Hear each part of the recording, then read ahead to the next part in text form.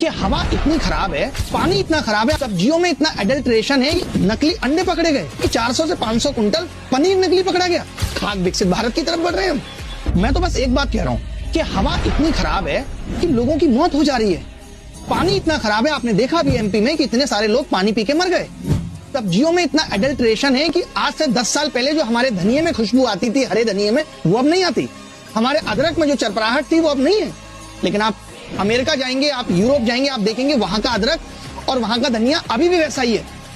थोड़े दिन पहले न्यूज आई कि नकली अंडे पकड़े गए। उससे पहले न्यूज थी कि 400 से 500 कुंटल पनीर नकली पकड़ा गया। भाई क्या तो भारत सरकार कर रही है और क्या फसाई देख रहा है आदमी।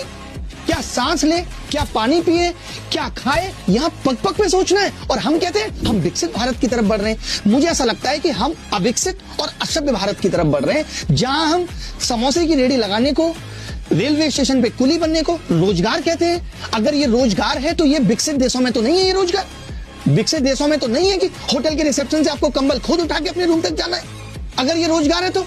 और हम कह रहे हैं हम विकसित होने की राह पे हैं। किस एंगल से विकसित होने की राह पे? जहां पे जो किताबें मेरे पिताजी ने पढ़ी वो मैं पढ़ रहा हूं और जो मैंने पढ़ी वो मेरा बेटा पढ़ेगा।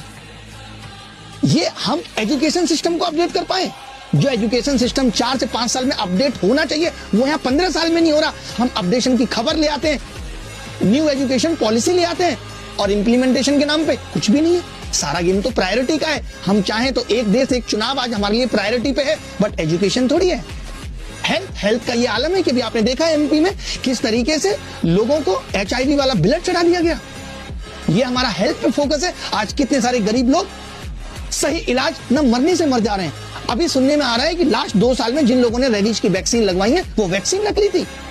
4 साल पहले कोविड की वैक्सीन जो जबरदस्ती लगवाई गई थी, आज सुनने में आता है कि उनसे हेल्थ को इतना नुकसान हुआ है। ना हमारा फोकस हेल्थ पे, ना हमारा फोकस एजुकेशन पे। खाक विकसित भारत की तरफ बढ़ रहे हैं हम।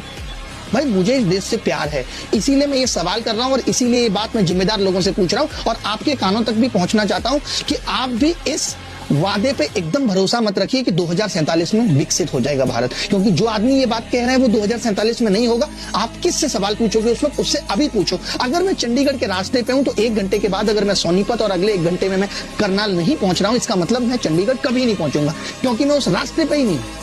मुद्दा इज दैट